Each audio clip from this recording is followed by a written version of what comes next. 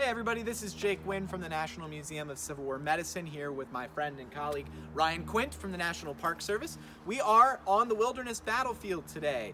We are going to be discussing some of the fighting that took place right here, and some of the medical aspects that are connected to this part of the battlefield, as well as a connection to the Clara Barton Missing Soldiers Office Museum as well, which is of course operated by the National Museum of Civil War Medicine. If you've been enjoying our videos here on YouTube, you can help support us by liking the video and subscribing to our channel. That will mean that you will get alerts when we put up a new video. It'll go right to you. You get a little notification, lets you know that we have a new video uploaded. We've been doing trying to get at least one video a week out to all of our followers and subscribers. We intend on continuing on with that, if not increasing it slightly, with videos that we have been working on in recent months. Thank you so much for those of you who have already become subscribers. If you would like to take your support to the next level for the museum, you can become a member of the National Museum of Civil War Medicine. You'll support videos like this and get lots of cool perks as well, including the latest research from the museum and access to special programs and other special events once we can get back to holding events in the hopefully near future. So we're going to turn back here to where we are right now. Ryan Quint, as I mentioned before, is with the National Park Service. Can you tell us where we are right now? Yeah, so we're not very far from the Orange Plank Road Brock Road intersection, which is just behind us. You may be able to hear the traffic in the background heading to that intersection. And that intersection is going to play a huge role on both days of the battle, on both May 5th and May 6th of 1864. Whoever controls the intersection controls the ability to move south, out of the wilderness. Fighting will begin here around noon, 12:30 or so on May 5th, 1864, as Confederates under the command of A.P. Hill move down the Plank Road trying to capture that intersection. They run into dismounted cavalry who, using their repeating rifles and carbines, delay the Confederates long enough for Union infantry to arrive. The U.S. infantry belong to the 6th Corps, who stabilize the intersection and then begin to fight out of the intersection. They will soon be reinforced by the 2nd Army Corps under the Winfield Scott Hancock, and the fighting surges back and forth on May 5th. By the end of the fighting on May 5th, the U.S. Army has controlled the intersection, has secured it, but they want a little bit more breathing room. So at first break of dawn on May 6th, nearly 20,000 U.S. soldiers surge out of their impromptu earthworks, fighting in this direction, pushing the Confederates away from the intersection and kind of threatening the Confederate right flank. James Longstreet's corps will arrive in the nick of time and push those U.S. soldiers back, again resulting in a back and forth fighting on May 6th of 1864. Extremely bloody, extremely chaotic, but by the end of the fighting on May 6th, again, the U.S. Army maintains the intersection, which will allow them to move on to Spotsylvania the following day, May 7th. That's a great overview. Thank you so much, Ryan. I want to address now, talking about the intensity of the fighting here. One of probably the most famous elements of this horrific battle, the Battle of the Wilderness, and that being the fires that are going to break out here. And can you explain, talk a little bit about kind of the fires at the Wilderness, and mentioned that the fires may have actually started here and spread elsewhere. Just give us some more detail about those famous fires. Yeah, so historical research seems to indicate that the fires do start in our general area. Because the intersection was so heavily wooded, think about the paper cartridges that are being rammed into all of these muskets and rifles. When they're fired, they become flaming embers, they drop down into the dry brush, and then they spread. By analyzing accounts and diaries and letters, it does seem like the fires begin here and then spread north towards Saunders Field. But the heaviest concentration of fires being here. We can see a sketch here done by Edwin Forbes showing some of those fires, and soldiers will mention it in their diaries and in their letters and their accounts. There are, of course, fires on other battlefields, but the Wilderness is especially famous or infamous for their forest fires. We cannot know for sure how many people are burned up. They probably number in the high hundreds, if not low thousands, wounded who are caught, unable to be helped out of the way of these spreading fires, and unfortunately they are burned up in the ensuing flames. Yeah, one of the, as this sketch demonstrates, this becomes kind of a a scene which when folks, when soldiers who are here, when people reading about it at home after the battle or seeing illustrations like this becomes kind of the thing to be remembered about the Battle of the Wilderness and its horrors. I believe Thomas McParland, this medical director of the Army of the Potomac, writes his report on this campaign in November of 1864. He numbers the wounded who were burned up, consumed in the fire at around 200, but that is a number that it's kind of curious as to where he would have gotten those numbers, because unfortunately there was no way to tell, in many cases in the aftermath, who of those among the burned were those who had already succumbed to injuries versus who had been wounded in action. In order to kind of further elucidate this, do you have any individual accounts of these fires that might bring them to life a bit more? Yeah, so there are a couple of accounts, and we could pick from any number, but one that springs to mind is Major Abner Small of the 16th Maine, who writes on the night of May 6th, he gets separated from his regiment, and it's dark, he's in the woods, he can't quite find anything, and in writing his account, he mentions he trips over some sticks, and in falling, he puts his hand next to a dead body. And in falling, he kicks up some burning leaves, and the leaves catch on the beard of the dead man, and the beard is soon engulfed in flames. And Small talks about the horrific sight of falling next to this body that is soon consumed by flames.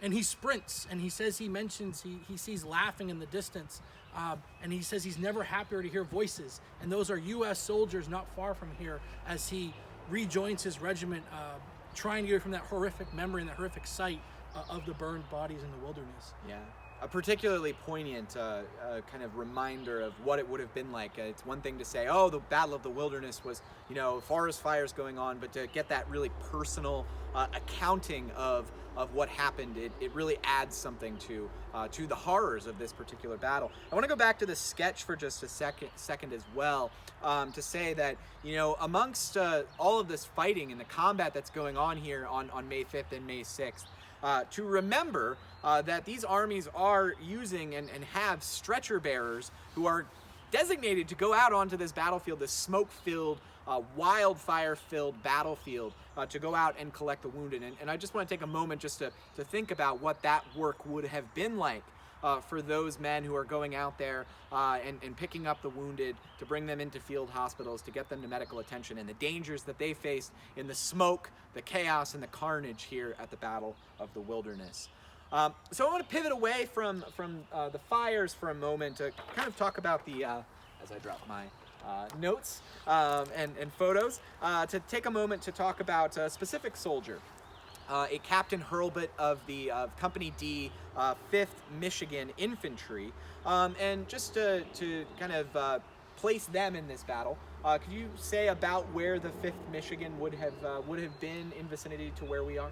Yeah, so the 5th Michigan is a part of Alexander Hayes' brigade of the U.S. Army 2nd Corps, and specifically there are a few hundred yards behind us. The fighting that took place, that they took part in, is no longer on Park Service property, so we'll use our imagination. They are a couple hundred yards behind us.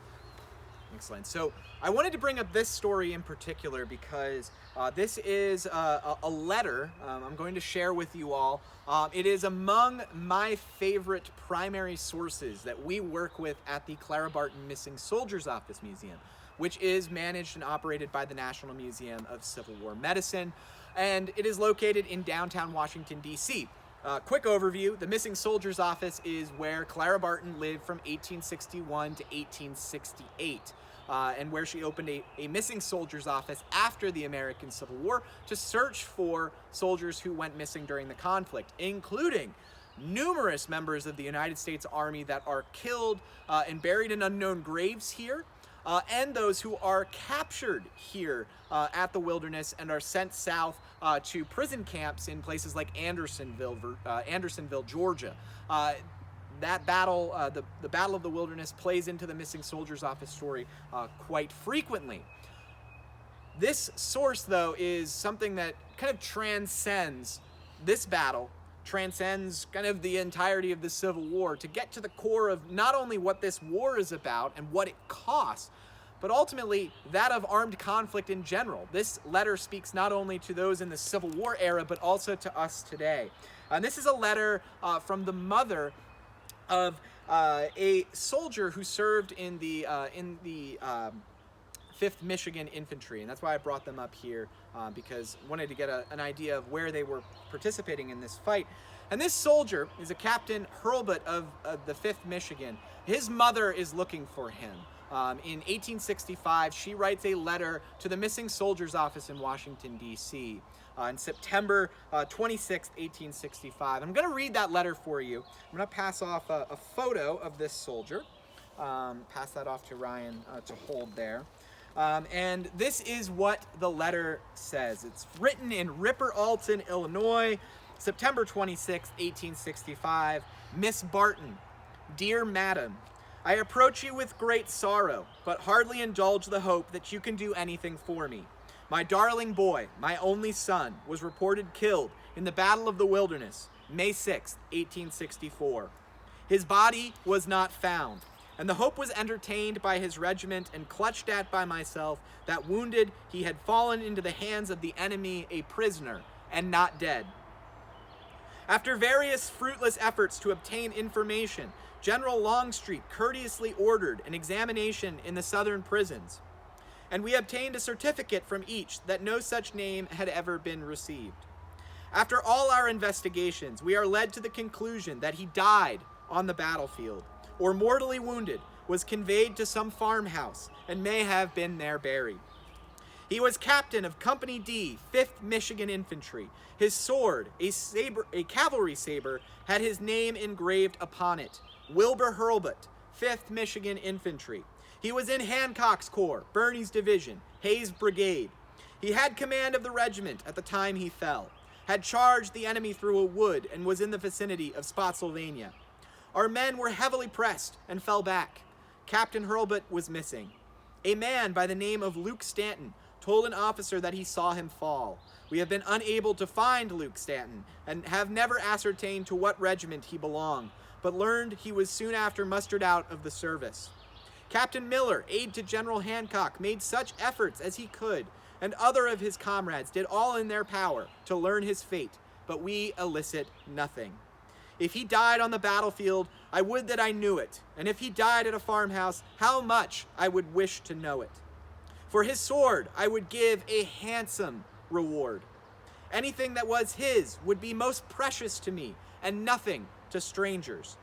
Some articles of toilet he had with him have his name. Whatever of money found on his person was, of course, the spoil of war. My son was 22 years old, wore no mustache or beard, was about 6 feet in height. When in college, he was rather spare, but the outdoor life of the Army had given him a robust appearance. He entered the Army as aide to General Richardson.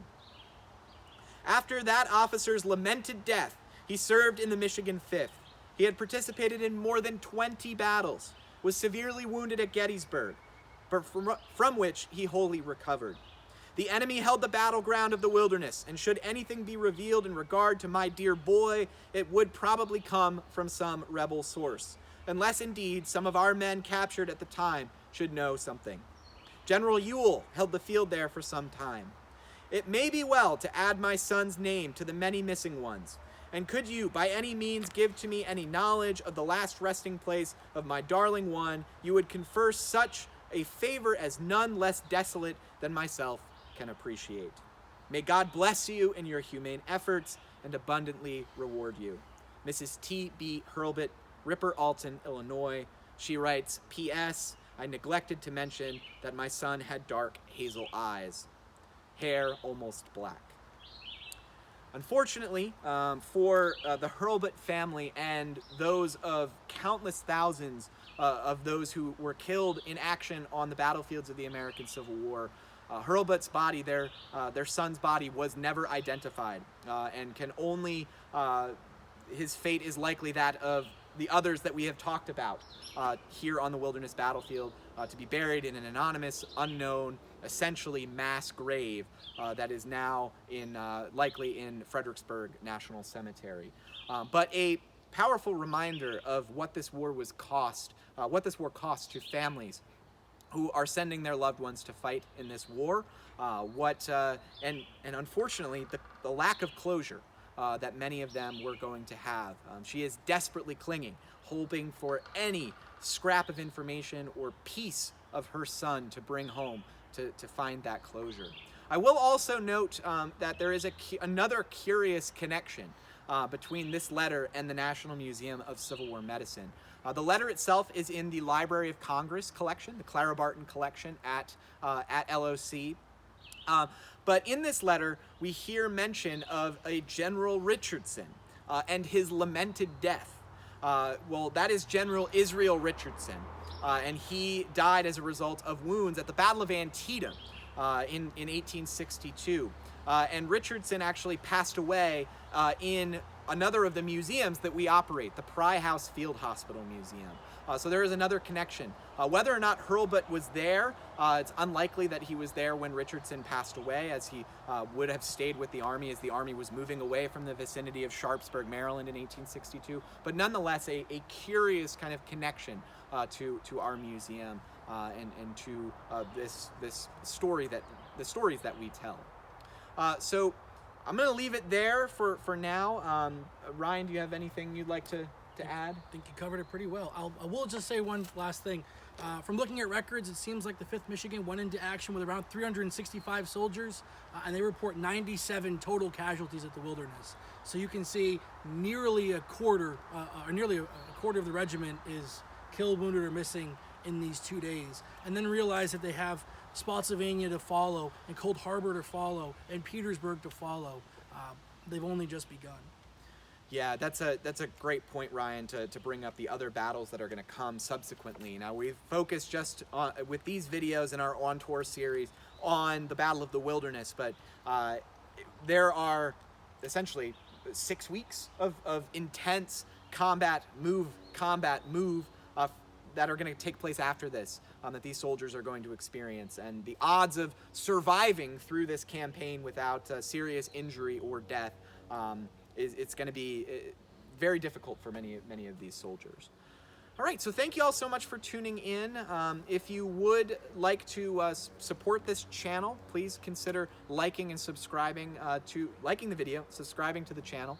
Become a member of the National Museum of Civil War Medicine. You'll gain access to the Clara Barton Missing Soldiers Office Museum and support programs like this. Thank you all so much for tuning in, and we'll see you next time.